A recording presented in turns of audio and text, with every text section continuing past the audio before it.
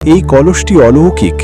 এটি দিয়ে হয় তুমি তোমার বাবা মাকে ফিরে পেতে পারো যারা ধোঁয়া হয়ে এর ভেতরে আছে, অথবা এই বৃদ্ধের ছেলে অরুণের। ভেবে দেখো।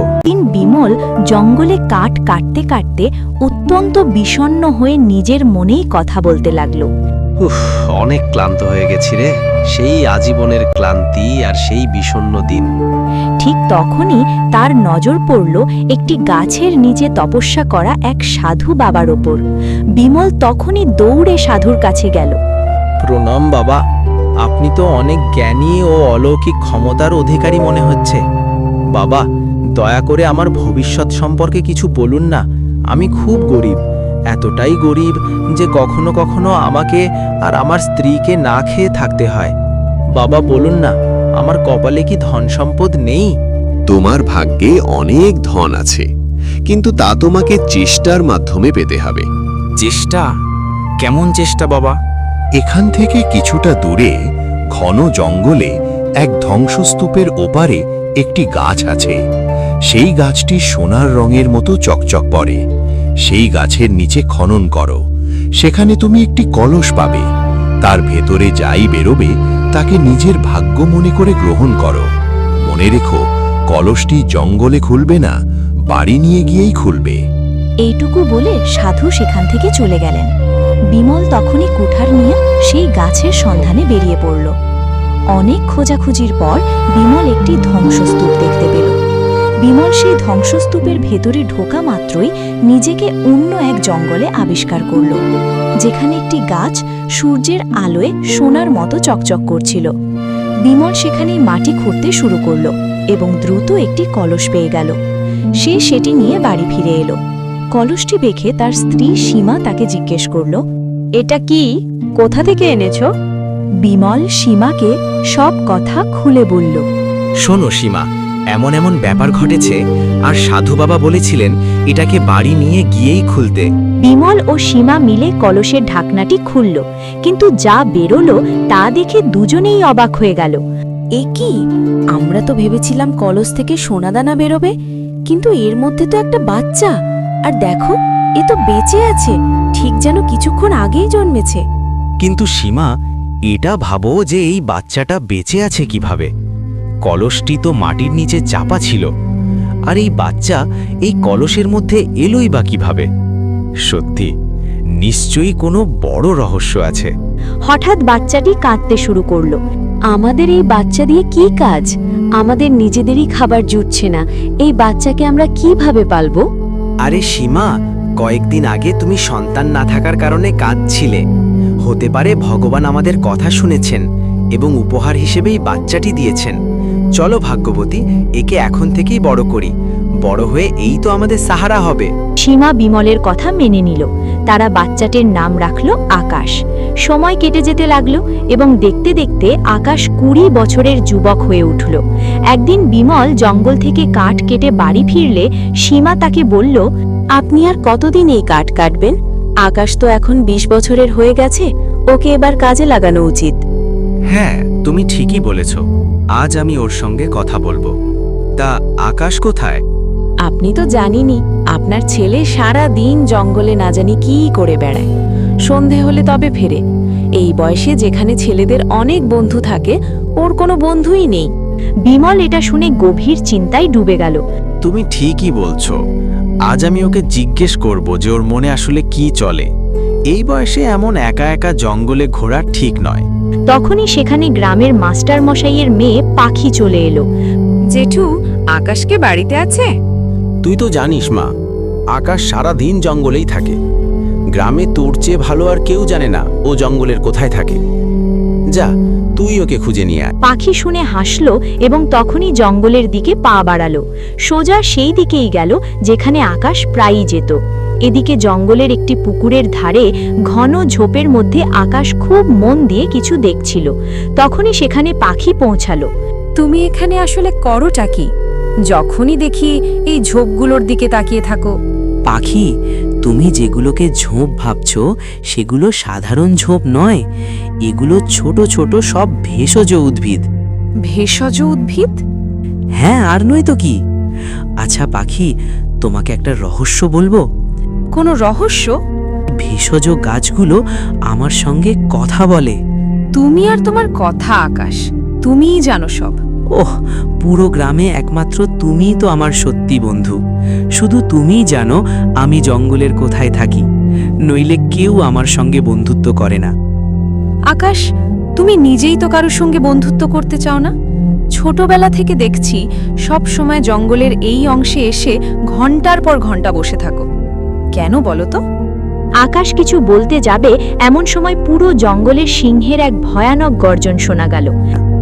পাখি, পাখি, আমাদের এখান থেকে এক্ষুনি যেতে হবে। এখানে আশেপাশে নিশ্চিত কোনো সিংহ আছে। আমি একা থাকলে কোনো ব্যাপার ছিল না, কিন্তু আমি তোমাকে বিপদে ফেলতে পারি না। চলো, তাড়াতাড়ি করো। আকাশ পাখিকে নিয়ে গ্রামের দিকে রওনা দিল। পাখি নিজের বাড়ি চলে গেল এবং আকাশ নিজের বাড়ির দিকে মোড় নিল। আকাশ দরজায় পৌঁছানো মাত্রই বিমল তাকে ডাকল। আকাশ, বাবা, এদিকে আয়। হ্যাঁ বাবা, বলুন, কি ব্যাপার? আপনাকে কিছুটা চিন্তিত মনে হচ্ছে। হ্যাঁ, দেখো আকাশ, এখন আমি বৃদ্ধ হয়ে গেছি। এখন আর আমার দ্বারা পরিশ্রম হয় না, কাজে এখন তোমার হাত বাড়ানো উচিত। আমি তোমাকে কিছু জিজ্ঞেস করতে চাই। তুমি কেন জঙ্গলে ঘুরে বেড়াও? তোমার কোনো বন্ধু নেই কেন? তোমার বয়সের ছেলেরা হাসি খুশি থাকে, বন্ধু বানায়, তুমি তাদের মতো নও কেন? আসলে বাবা, না জানি কেন আমার মনে হয় আমি এই দুনিয়ার বাসিন্দা নই। আমি যেন অন্য কোনো জগতের লোক। এ কথা শুনে বিমল খুব অবাক হয়ে গেল এবং গভীর চিন্তায় ডুবে গেল। কিছুক্ষণ পর সে আবার আকাশকে বলল, পাখি আমাদের বলছিল যে তুমি নাকি জঙ্গলে ঝোপের দিকে তাকিয়ে থাকো আর বলো যে সেগুলো ঝোপ নয়, ভেষজ উদ্ভিদ। এটা কি সত্যি? হ্যাঁ বাবা, আমার মনে হয় জঙ্গলের কিছু বিশেষ ভেষজ উদ্ভিদ আমার সাথে কথা বলে।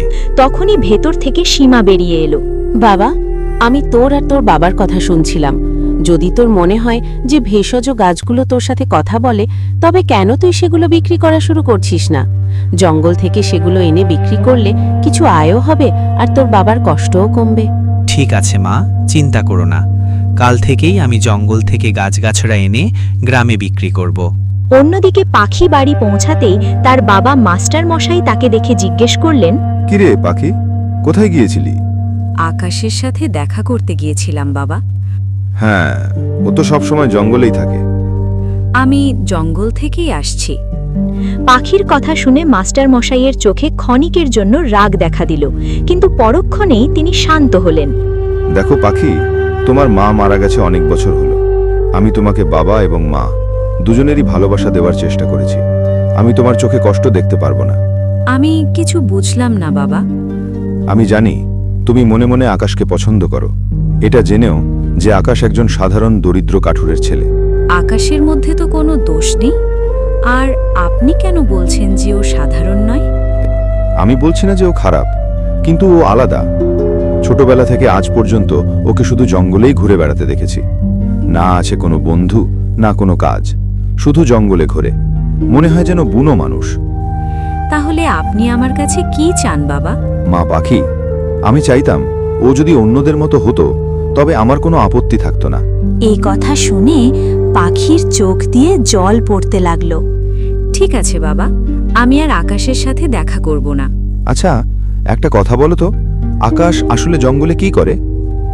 ও ঝোপগুলোর দিকে তাকিয়ে থাকে আর বলে ওগুলো ঝোপ নয়, ভেষজ উদ্ভিদ। ও বলে যে ওগুলো নাকি ওর সাথে কথা বলে। আচ্ছা, তার মানে ভেষজ গাছগাছড়া সম্পর্কে ওর জ্ঞান আছে।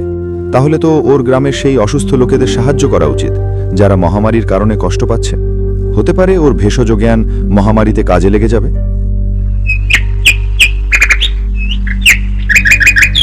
পরের দিন আকাশ ঘুম থেকে জেগে উঠলে দেখল দরজায় মাস্টার মশাই দাঁড়িয়ে আছেন।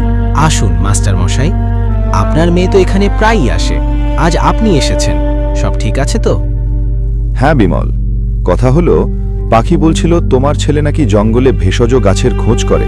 এটা কি সত্যি? হ্যাঁ, এটা সত্যি, কিন্তু আপনি এমন প্রশ্ন কেন করছেন? বিমল, দেখো, তুমি আর তোমার স্ত্রী অনেক বছর আগে এই গ্রামে এসে বসেছিলে, কিন্তু তোমরা গ্রামবাসীর সাথে কোনো যোগাযোগ রাখোনি। তাই তোমরা জানোই না গ্রামে আসলে কি চলছে। আচ্ছা, কি চলছে গ্রামে? গ্রামে এক ভয়াবহ মহামারী ছড়িয়ে পড়েছে।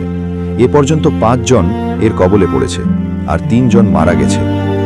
হে ভগবান, এত কিছু হয়ে গেল আর আপনি আমাদের এখন বলছেন? সেটাই তো, এ পর্যন্ত কোনো কবিরাজের ওষুধ বানাতে পারেনি। যদি আকাশের সত্যি জ্ঞান থাকে তবে হয়তো ও এই মহামারী থামাতে পারবে। যদি এমন ব্যাপার হয় তবে ঠিক আছে, আমি আজই জঙ্গল থেকে এক বিশেষ ভেষজ নিয়ে আসব, যা দিয়ে এই রোগ সারানো সম্ভব। আকাশ জঙ্গলের দিকে রওনা দিল। ঝোপঝাড়ের মধ্যে সে খুব মন দিয়ে দেখতে লাগলো। তখনই তার কানে ঝোপের পাতার এক আওয়াজ ভেসে এলো। আমাকে তুলে নাও, আমাকে যে খাবে সেই এই বিচিত্র রোগ থেকে বেঁচে যাবে। আকাশের চোখে এক রহস্যময় আভা ফুটে উঠল। সে তখনই সেই পাতাগুলো ছিলে নিল এবং দ্রুত গ্রামের দিকে ছুটল। কাকতালীয়ভাবে মাস্টার মশাই তার বাড়ির দরজায় বসেছিলেন। আকাশের চোখের চমক দেখে তিনি বললেন, হ্যাঁ, মনে হচ্ছে তুমি সত্যিই ওষুধ খুঁজে পেয়েছো। হ্যাঁ মাস্টার মশাই, যারা মহামারীতে আক্রান্ত তাদের এই পাতাগুলো খাইয়ে দিন। আমার বিশ্বাস তারা সুস্থ হয়ে যাবে। মাস্টার মশাই পাতাগুলো নিয়ে দ্রুত গ্রামের দিকে গেলেন। দিন কেটে গেল। কিছুদিন পর মাস্টার মশাই আকাশের বাড়ি এলেন। বিমল, গ্রামে যে মহামারী ছড়িয়েছিল তা এখন শেষ হওয়ার পথে, আর এই সব কিছু শুধু তোমার ছেলে আকাশের কারণে হয়েছে। একথা শুনে বিমল ও সীমার মুখে গর্ব ও হাসির জোয়ার বয়ে গেল। আমার এক দূর সম্পর্কের পিসির মেয়ের বিয়ে, আমি আর পাখি কয়েকদিনের জন্য সেখানে যাচ্ছি। ফিরে এসে আমরা গ্রামে আকাশকে সম্বর্ধনা দেব। আচ্ছা, আসি। এক যন্ত্রণা কাতর নারী কণ্ঠ তার কানে এলো। আকাশ চমকে উঠে এদিক ওদিক তাকাতে লাগল। তার নজর পড়ল এক গাছের নিচে পড়ে থাকা এক বৃদ্ধার ওপর, যে যন্ত্রণায় কাতরাচ্ছিল। কে আপনি? আপনার কি হয়েছে? আমি জঙ্গলে কাঠ কাটতে এসেছিলাম। হঠাৎ আয়ে চোট পেয়ে মচকে গেছে, উঠতে পারছি না, খুব ব্যথা করছে। চিন্তা করবেন না, আমি এখনই আপনার পা ঠিক করে দিচ্ছি, দাঁড়ান। এটুকু বলে আকাশ একটি গাছের পাতা ছেড়ে তা পিষে বৃদ্ধার পায়ে লাগিয়ে দিতেই তিনি উঠে দাঁড়ালেন। তুমি তো চমৎকার দেখালে, আমার পায়ের ব্যথা এত তাড়াতাড়ি ঠিক হয়ে গেল? বৃদ্ধা এটুকু বলতেই হঠাৎ ঝোপ থেকে এক ভয়ানক সিংহ বের হয়ে আকাশের ওপর ঝাঁপিয়ে পড়ল। আকাশ বিন্দুমাত্র সময় নষ্ট না করে বিদ্যুতের গতিতে নিজেকে বাঁচানোর জন্য সিংহের ওপর আঘাত করল। আকাশের হাত জখম হয়ে রক্ত পড়তে লাগল, কিন্তু সিংহটি হঠাৎ খুব ভয় পেয়ে পালিয়ে গেল। ঠিক পরের মুহূর্তেই এক রঙিন আলোয় আকাশের হাতের ক্ষত আপনা আপনি সেরে গেল। এটা কিভাবে সম্ভব? আমার ক্ষত নিজে থেকে কিভাবে ভরে গেল? এটা কিভাবে হতে পারে? ক্ষত নিজে থেকে ঠিক হয়ে গেল? কে তুমি? আমি নিজেও অবাক যে আমার ক্ষত কিভাবে ঠিক হয়ে গেল। তুমি কোনো মানুষ হতে পারো না। মানুষের ক্ষত এভাবে হঠাৎ সেরে যায় না। তুমি নিশ্চয়ই কোনো মায়াবী সত্তা। না, আমি তো এক সাধারণ কাঠুরের ছেলে, এক সাধারণ মানুষ। না, আমি বিশ্বাস করতে পারছি না। যদি তোমার বাবা সত্যিই একজন কাঠুরে হন, তবে তুমি তার ছেলে হতে পারো না। এটুকু বলে বৃদ্ধা রহস্যময় ভঙ্গিতে চলে গেলেন। আকাশ সেখানেই দাঁড়িয়ে রইল। সেই দিন আকাশ প্রথম অনুভব করল যে সে কোনো সাধারণ যুবক নয়, কিছু একটা রহস্য তার রক্তে বইছে। কিছুক্ষণ পর আকাশ যখন বাড়ি ফিরল, দেখল তার মা সীমা জোরে জোরে কাশছে আর বিমল বিছানায় কাঁপছে। মা, কি হয়েছে মা? বাবা, খুব কাশি হচ্ছে। কিন্তু আকাশের মনে তখন অনেক প্রশ্ন। সে সরাসরি তার বাবা বিমলের কাছে গিয়ে বলল, বাবা, বলুন তো আমি কে? বিমল এটা শুনে চমকে উঠল। তার মুখ ফ্যাকাশে হয়ে গেল। এ কি বলছিস বাবা? তুই তো আমাদের ছেলে। না বাবা, আমি সেই সত্যিটা জানতে চাইছি, যা আপনি হয়তো জানেন কিন্তু বলছেন না। বলুন, আমি কে? তুই কেন এমন জিজ্ঞেস করছিস বাবা? আকাশ জঙ্গলের পুরো ঘটনা সবিস্তারে জানালো। সেই বৃদ্ধা, সিংহ, ক্ষত আর হাতের অলৌকিক ঘটনা। যদি আমি সত্যিই আপনার ছেলে হই, তবে আপনি নিজের হাত কাটুন। যদি আপনার ক্ষত নিজে থেকে সেরে যায়, তবেই আমি বিশ্বাস করব।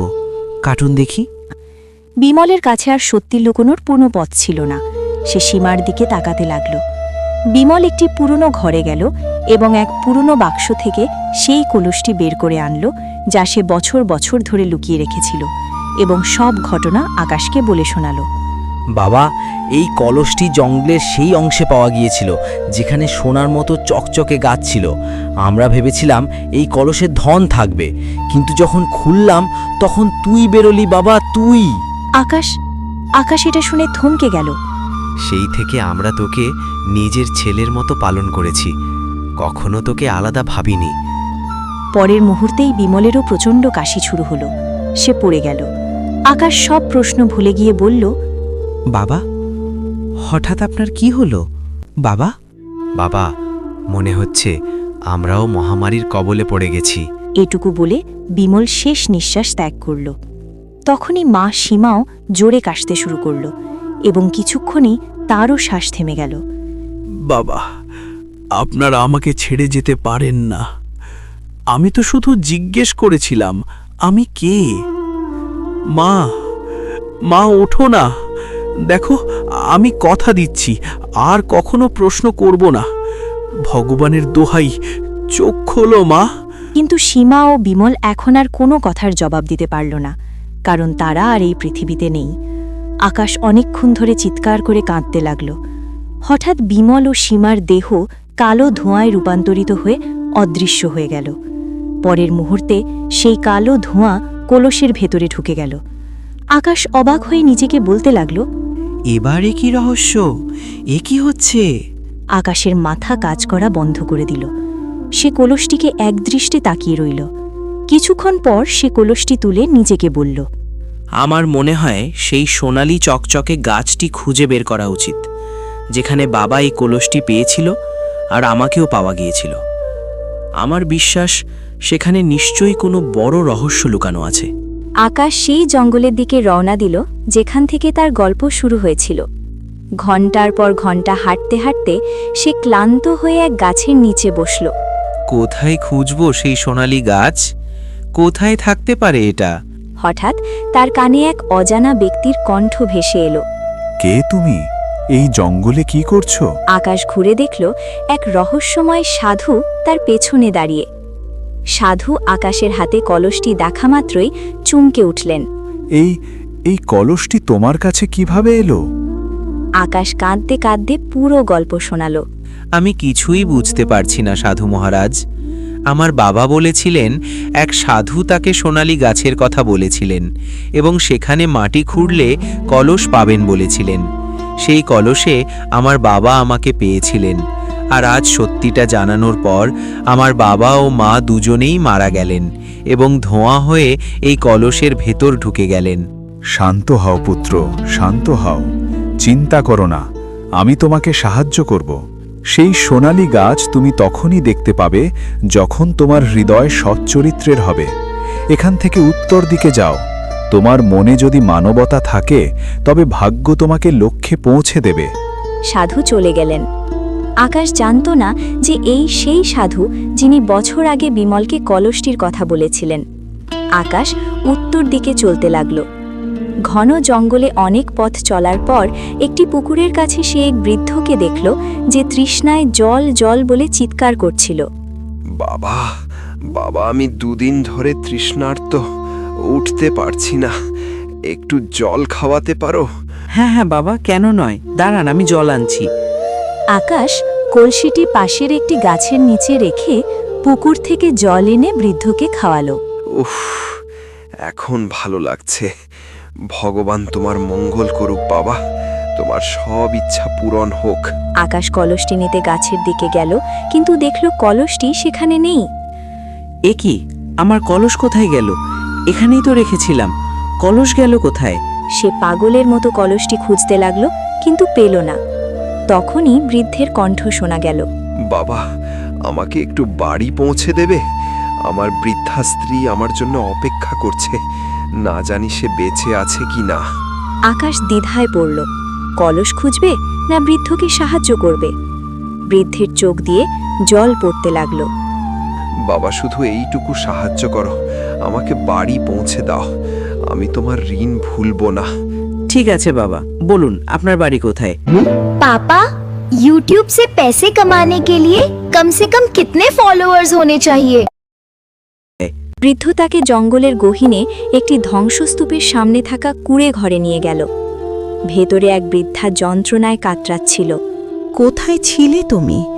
ভাবলাম তোমাকে না দেখেই চোখ বুঝব। এমন বলো না, তোমাকে অনেক দিন বাঁচতে হবে। এও কি কোনো বাঁচা? বছর আগে সেই অত্যাচারীরা আমাদের ছেলেকে আমাদের চোখের সামনে কেড়ে নিল।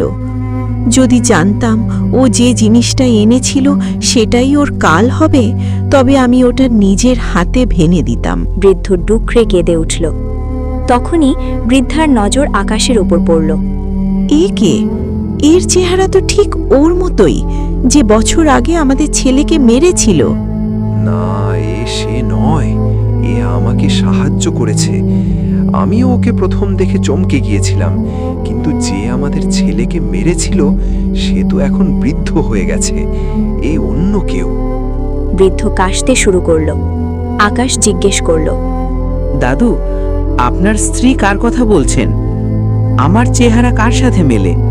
সে অনেক বড় গল্প বাবা। বছর আগে আমাদের ছেলে অরুণকে যে রাজপুত্র আমাদের চোখের সামনে নৃশংসভাবে মেরে ফেলেছিল, তার চেহারা হুবহু তোমার মতো, কিন্তু আমি জানি তুমি সে নও। আকাশের চোখে জল এলো। সে বলল, আপনারা চিন্তা করবেন না, আজ থেকে আপনারা আমাকে আপনাদের ছেলে ভাবুন। আমি আপনাদের সেবা করব।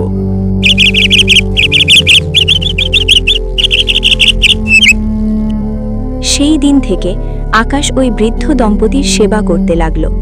কিছুদিনের মধ্যে তারা সুস্থ হয়ে উঠল। একদিন আকাশ ধ্বংসস্তূপটি দেখছিল, তখন বৃদ্ধ সেখানে এলেন।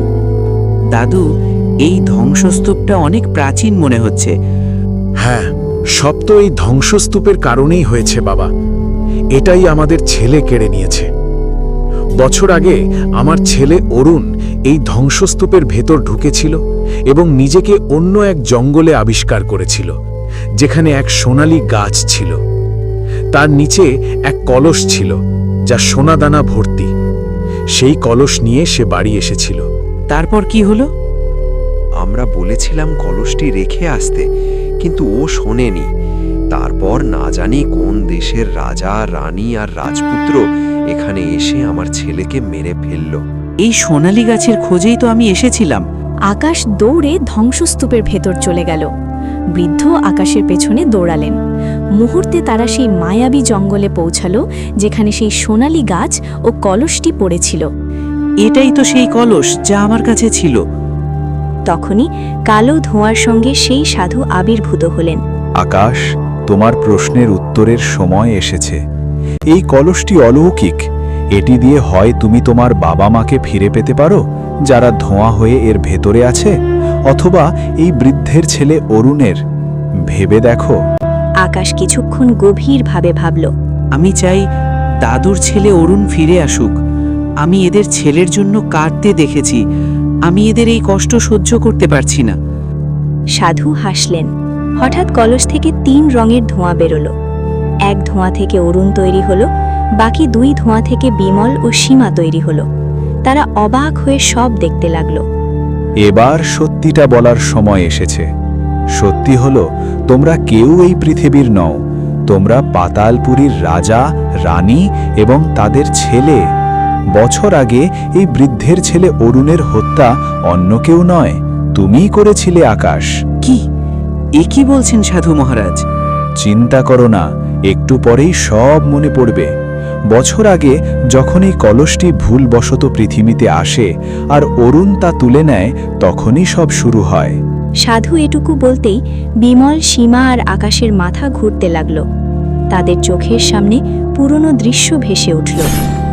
পাতালপুরীর রাজপ্রাসাদে রাজা বিমল সিংহাসনে বসে আছেন, রানী সীমা পাশে দাঁড়িয়ে, সামনে রাজপুত্র আকাশ। এই কলস আমাদের রাজত্বের প্রতীক। কোনো মানুষ যদি এটি ছুঁয়ে থাকে, তবে সে পাতালপুরীর নিয়ম ভেঙেছে। তার শাস্তি মৃত্যু। পৃথিবীতে সোনালী গাছের নিচে অরুণ তার বাবা মাকে কলসটি দেখাচ্ছিল। তখনই সেখানে বিমল, সীমা ও আকাশ প্রকট হল। এই কলস তোমার নয়, এটি পাতালপুরীর সম্পদ। তুমি এটি চুরি করেছ, তোমার শাস্তি মৃত্যু। অরুণের বাবা মা পায়ে পড়লেও রাজপুত্র আকাশ তলোয়ার দিয়ে অরুণকে মেরে ফেলল। অরুণের বাবা মা তাদের চোখের সামনে তাদের ছেলের হত্যা দেখতে পেয়ে অজ্ঞান হয়ে গেলেন। তখনই সেখানে সাধু আবির্ভূত হলেন, রাগে অগ্নিশর্মা হয়ে। বিমল, সীমা ও আকাশ, তোমরা এক নির্দোষকে মেরেছ, এর শাস্তি তোমাদের পেতে হবে।